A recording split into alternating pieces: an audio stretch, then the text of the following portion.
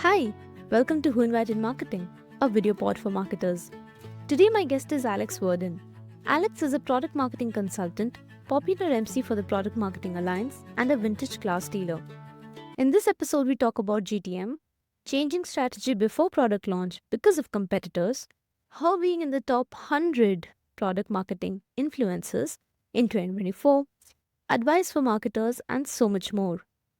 But before we get into the good stuff, if you're watching on YouTube, hit that subscribe button. If you're listening on Spotify, drop a rating. Here's presenting Alex Virden. Hi, Alex. Welcome to the show. Thank you so much for taking the time. Yeah, it's great to be here. You have been a director of product marketing and now you have your own consulting firm. Can you share your journey and what inspired the transition? So, when I was the director of product marketing, it was really great to work internally on all things product marketing for packaging to messaging, positioning, competitive intelligence. And I started to share those experiences across LinkedIn and at networking groups and all different kinds of just opportunities to meet new people in different marketing disciplines and different industries. And I started to get a little bit of interest around working and collaborating with folks. And the time at Metadata, where I was the director of product marketing, was right to make the leap into full-time consulting. And I started with a core group of businesses and leaders that I knew and trusted, and then grew out from there. So I had, the plan B all lined up by the time I made the jump. And then when I did, I was able to pivot into consulting relatively easily. That's the only way, right? We need to have a plan B to make such a drastic switch. Yeah. You are the GTM expert, GTM strategy expert on LinkedIn. So we'll dive right into GTM questions. When creating a go to market strategy, what are the non negotiable components you always include, regardless of the product? Yeah, I mean, go to market strategy for me is a lot around change management for the go to market team. If you're not all in the same kind of agreement on who is owning what, who's reviewing what, and who needs to lead, follow, and get out of the way, it just becomes a huge mess, right? And you have different teams with different messaging, different pricing packages, different expectations from how the product's going to look to when it's going to be delivered. So I like to really focus on being firm around the feedback loops that we set in place, the points of communication, and just making sure what one hand is doing, the other one is aligned and aware of. So that's number one. Number two is just making sure that I really understand the product and then the teams that need to be enabled really understand it. I think there's this conception right now in marketing that, the messaging, positioning, the way that companies are talking about their products and features, it needs to be fun and entertaining. And while that's really true, I think once you get to the conversation after the initial, cool or interesting campaign, you have to be able to back it up. So enablement is another area that's a non-negotiable that needs to be structured and really invest the time into having everybody understand how to talk about whatever the new strategy is, whatever the new feature is, whatever the new positioning is, in a way that's digestible, that can be shared not only with the prospect in the room, but the prospect's, colleague, their leader, the person that is gonna put their name on the dotted line of the check. So really the internal strategy is something to me that's so important to get right that then helps everything else flow, considering not every launch is going to be the same. I create launch playbooks, but even in those, it's constantly tweaking things back and forth on the reality of bringing something to market. That's such a core product marketing thing to say that I'll be focusing more on the internal communication. Customer personas are super important in a GTM strategy. So my question is, how do you approach building customer personas for a GTM strategy, especially when targeting niche markets? Yeah. I mean, I think it's important to remember personas are summaries of a lot of information. They're storylines. There are ways to quickly convey a perspective on a type of buyer. But behind that is all the legwork to get to, the summary, whether it's a one pager, whether it's a slide, whether it's a training. So when I'm building them out, I really like to get in the field, in the weeds, to hear what customers are actually saying. How are they talking? What are they saying? And how are they saying it? And what kind of lights up their eyes and what makes them disengage? So paying attention to that and being, whether it's gong recordings, whether it's interviews, surveys, having the flexibility to tap into the market is so important. And then just being a quiet observer, joining communities on Slack or subscribing to newsletters, going to events, being in the world of your customer is so important, especially in those more technical, more nuanced, maybe personas that have a little more red tape around their buying cycle, really understanding how to talk to them, how to work with them in order to get, a product greenlit or supported is super important to build trust. And at the end of the day, you're using those personas to be able to communicate effectively in order to build trust. So, not losing sight of the actual legwork behind the personas, but using them maybe more to illustrate a story. And another thing that I'm trying to work on when it comes to personas is less about, what's a job title, what's their, net worth or their hobbies or whatever, and more about like a mindset that is going to be in those personas that will help what the role is now and then what the role might be, 5 years from now with AI and new tech, some of the roles that we'll be selling to down the road, leaving it yet. So tapping into that psyche and really understanding the person and that you're selling to a person and then using persona to illustrate very quickly kind of the TLDR of a complex person and buying cycle. That's amazing. So instead of focusing on the personas, you try to focus on the mindset of the persona and target that. Yeah, because at the end of the day, I think we're selling to people, and so to bring it back down to that person first kind of mentality and build out social proof and build out, storylines that really connect and solve actual problems is super important. And I think personas are good frameworks, but they leave a lot on the table when it comes to all the work you did prior to be able to build out, what amounts to a slide or one pager or what have you. That's amazing. Many companies struggle with their GTM strategies. What's a common mistake that you've seen and how do you recommend fixing it? I see a lot of, and this might be with what companies I work with, which are more on the startup end, Series A, B, really aspirational around launches, really looking to make a splash. And, I think there's a lot to be said around the strategy of go to market, making sure you're kind of tearing out each launch to really understand what can you say about a product or a feature now and what has to be said over the course of the next quarter, the next 2 quarters, and planning for that future. So it's easy to run really fast at like a launch date or a particular campaign. It's a lot harder to like take that and lengthen it out and see, okay, if we want this amount of adoption, if we want this amount of pipeline on the marketing side or this new business on the sales side, what am I as a product marketer going to have to contribute to the entire go to market team in order to effectively run a go to market strategy that's not just this one point in time of the launch, but it's, over the course of this feature's life cycle or this product's life cycle.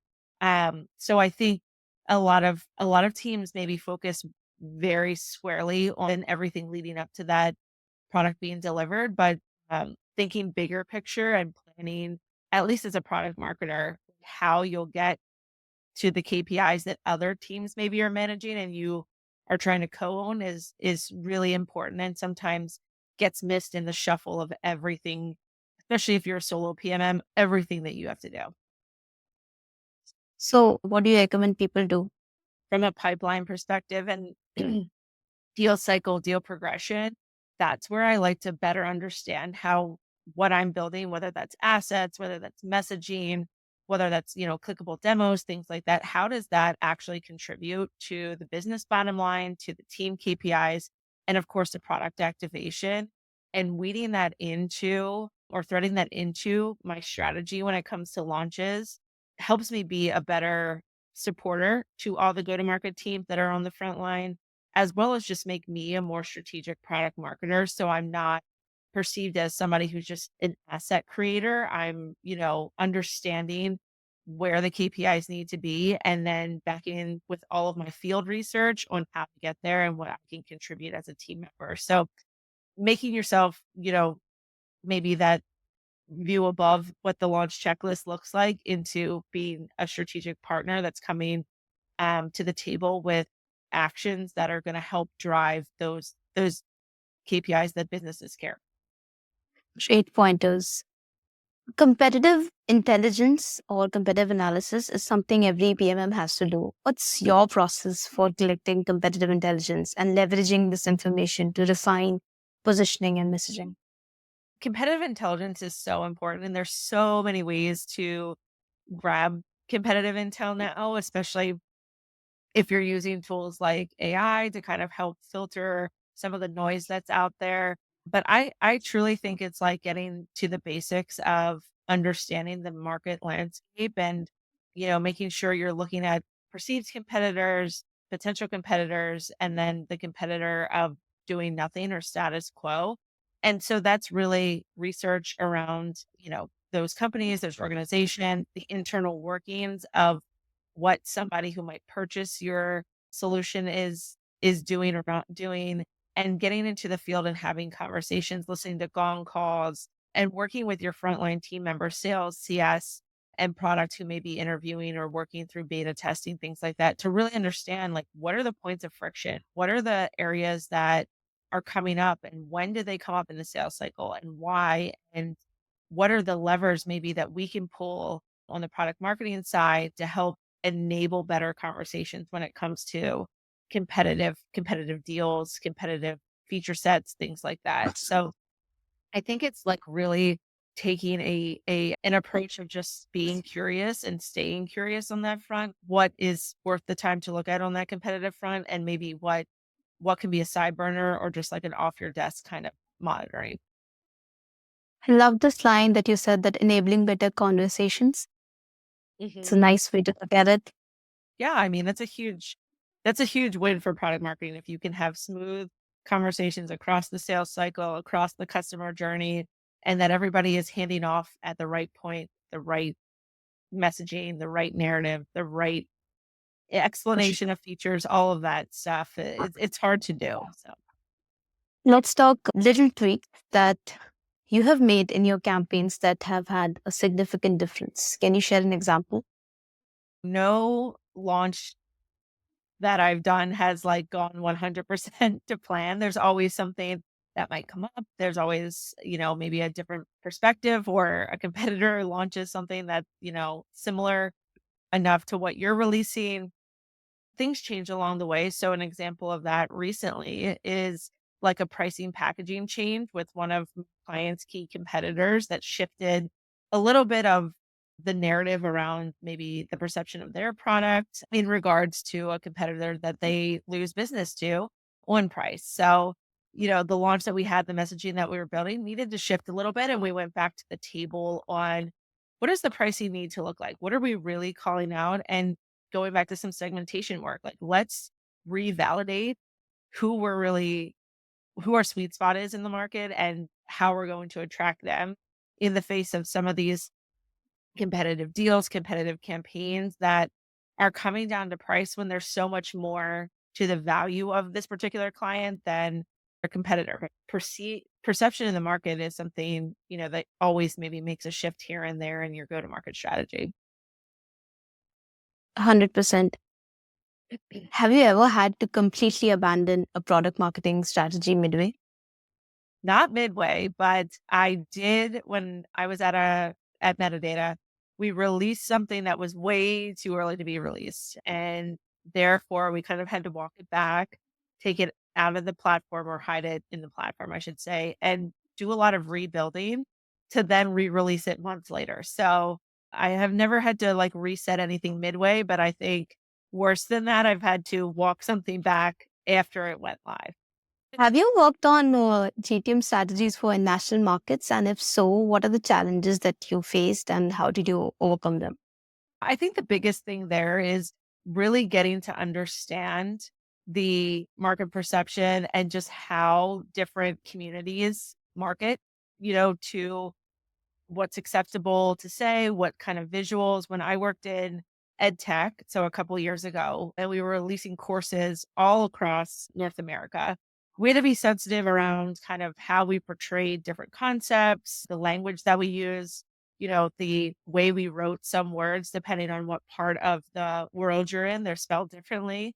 So those nuances are just a different layer of complexity in a launch and making sure they get them right. So maybe as a product marketer, there's going to be some more red tapes and more timeline that you need to get through working with counterparts in legal perhaps or translators, things like that. So it's important to build that in to an international launch, an international campaign to make sure that you have time to really understand your product in the context of a different lens and then get it right for that culture or that perspective or the business motion that may not be, completely Western or Americanized, which can sometimes be a bit of a culture shock depending on who you're marketing to. That's great. You have been hosting Product Marketing Alliance summits, and it's so cool. How has the experience been so far?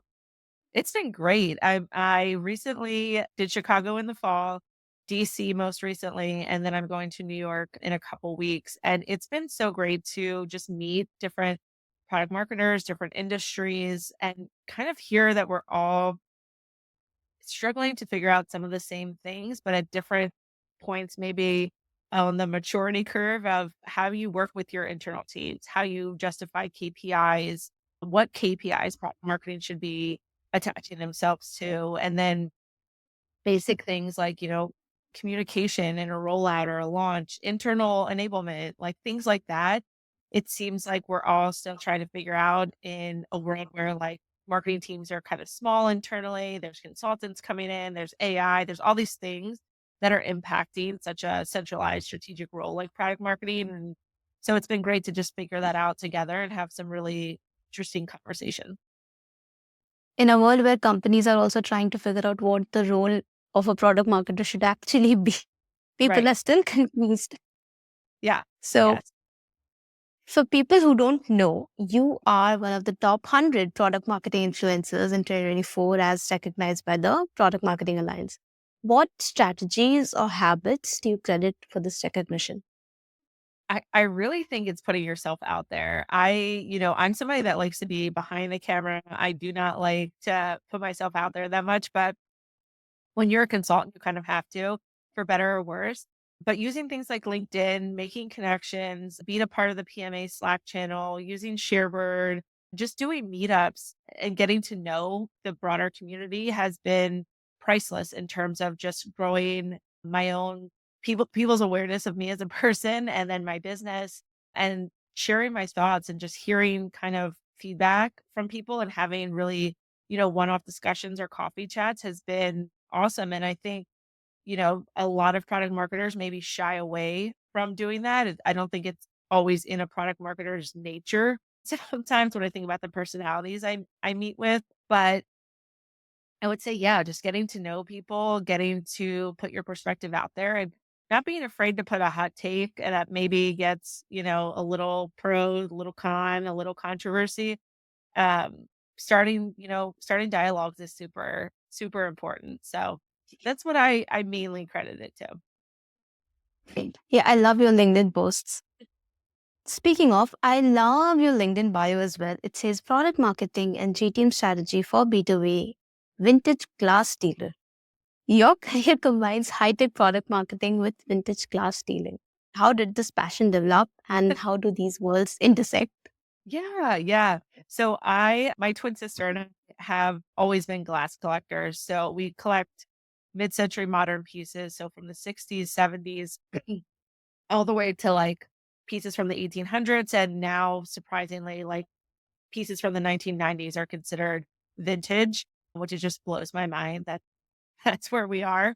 So we've always been collectors and then we started to sell. We're really interested in like sustainable design and moving away from overconsumption and just moving away from big box real estate. But we have a brick and mortar business in my hometown and it's been great to do that and market maybe more B2C, run paid social, which I haven't done in a while, like get my demand gen hat back on in some ways and not be solely focused on things on the computer. So yeah, it's interesting the way it intersects because there's a lot to do that's very product marketing adjacent, like how you show your like features or like the products, how you price them, how you respond to feedback, how you get intel on like what's going to be trending or like what people are interested in.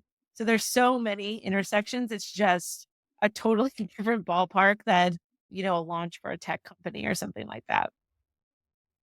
No, that's what makes you unique. And now I'm totally on the side of vintage class dealing goes with product marketing.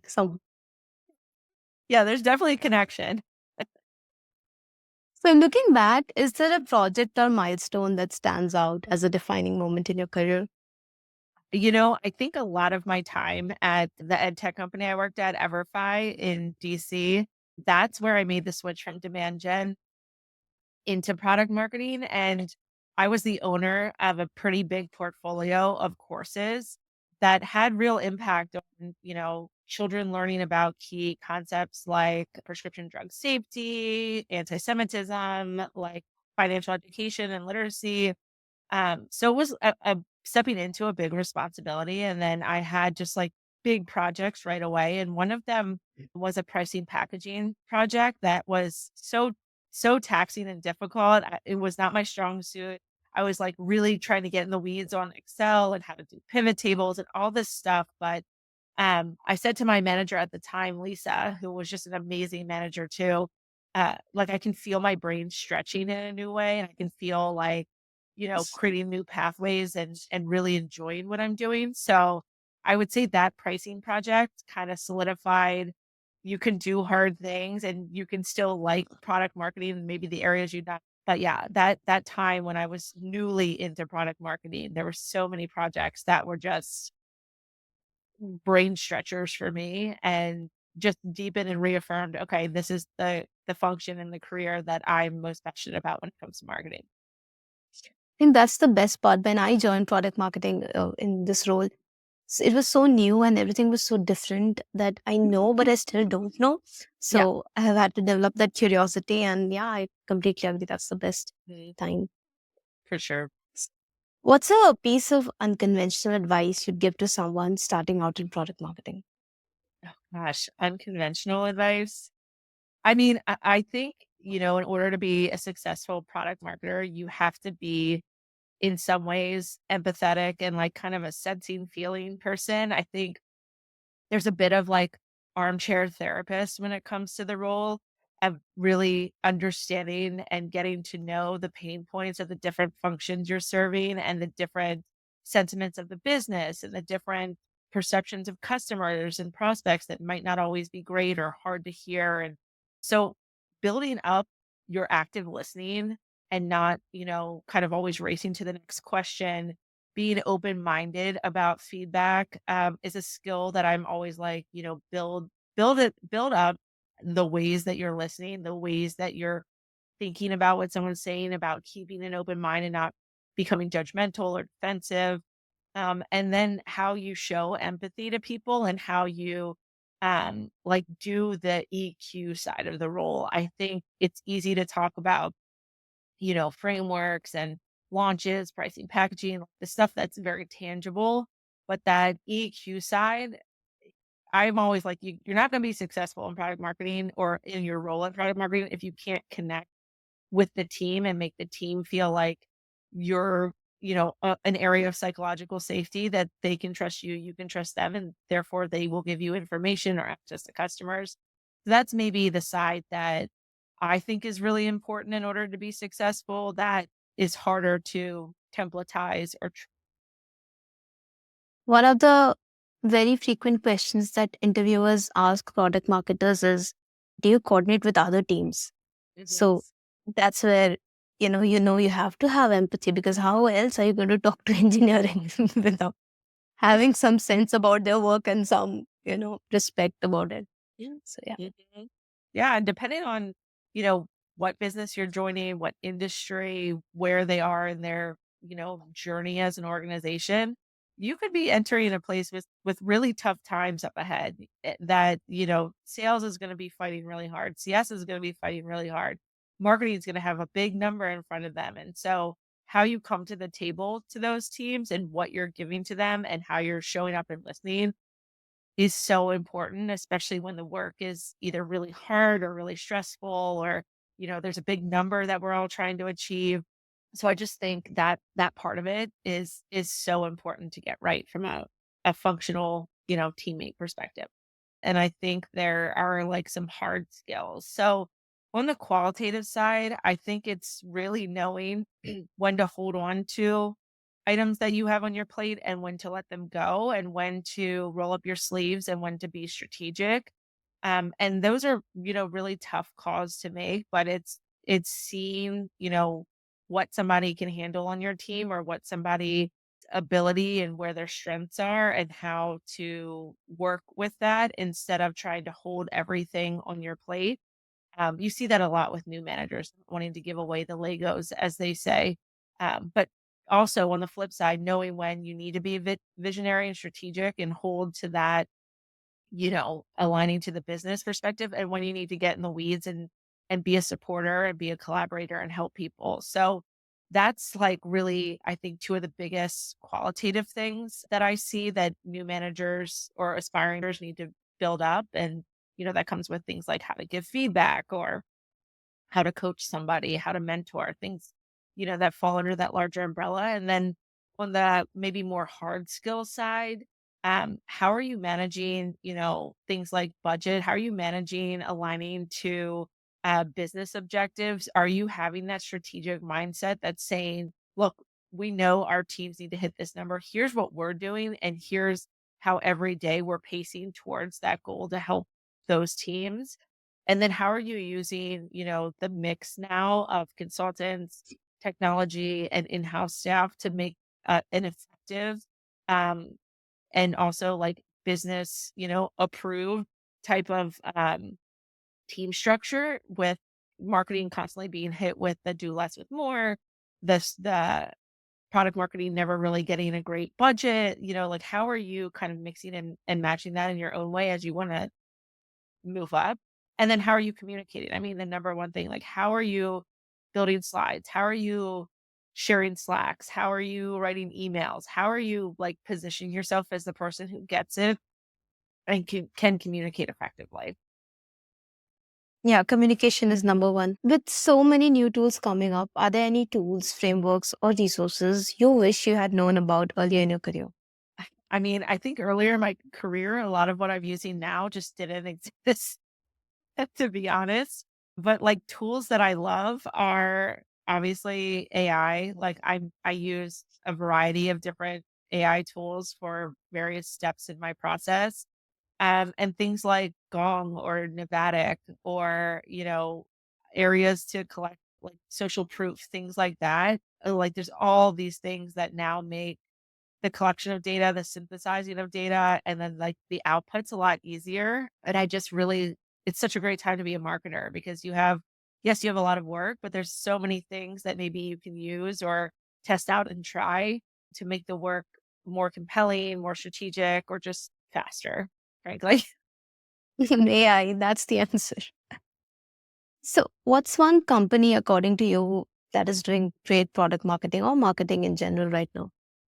Yeah, I'm a big fan of Natalie over at Nevatic right now. They just released a PLG product and just every take about being measured and kind of disciplined about the way Nevatic has gone through their marketing process is super smart to me. And I just wish, when as a consultant, you're in a lot of businesses that really want to move fast and break things, but there's something to be said about being measured, taking your time and building up the right community, the right segments, the right feature sets in order to take that next step. And so I really love what Nevatic does. I think they're really smart with the marketing team they're putting together and just the marketing that they're doing. We have arrived at the last segment, last question of the show. Okay. What's one thing you want product marketers to learn or take away from your career? You know, m- it's such a good question. I think being okay with experimenting and the possibility that like what you're trying to do might be wrong or it might be right. I think a lot of times I waited too long to try something or I wanted to get all the data points, all the research. I wanted to have everything so buttoned up that it was like you're wasting time trying to be perfect. Like, just get to the incremental, what's an MVP and how do we move forward? What's the experiment we can run? And it'll tell us something really quick. Who's the customer that we can talk to get, a gut sense from the market? Not being afraid to do that. I think product marketing is art and science. And sometimes it's really easy to get caught up in like, this has to be right. I think there's a lot of perfectionist type A product marketers out there. And like, being able to just test and try something and get an MVP out and see what works is something that was really hard, and it's still really hard for me to do. But, in the pace that the world is careening towards, it's kind of like being measured and and having experiments are need to coexist in the same world. So that's probably something that I would want to inspire people to do. What a great answer. So that's it. Thank you so much, Alex, for being on the show. It was so fun. That's it. Thank you. Bye, everyone. If you found this episode helpful, do me a favor, hit that subscribe button on YouTube and drop a rating on Spotify. It really helps more marketers discover these expert insights. For episode updates and even more marketing wisdom, follow the Who Invited Marketing LinkedIn page. And hey, if you have any guest suggestions or topics you'd like to hear more about, let me know in the comments or connect with me on LinkedIn. Thanks for tuning into Who Invited Marketing. I'll see you in the next episode.